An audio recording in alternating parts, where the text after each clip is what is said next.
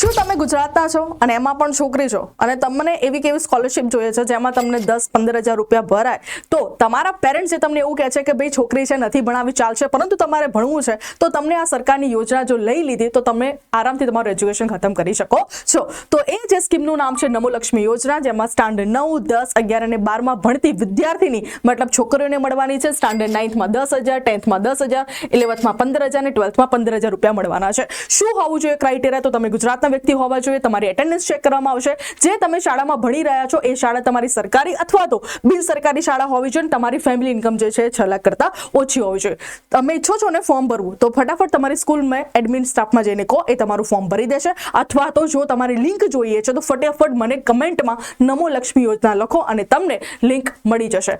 જો તમને એવું લાગતું હોય કે આ વિડીયો તમારા માટે તો નથી બેનિફિશિયલ, પરંતુ તમે તમારા સ્ટેટસમાં અથવા તો કોઈ પણ જગ્યાએ હેલ્પ કરીને તમે ઘણા બધા બાળકીઓનું ભવિષ્ય બનાવી શકો છો.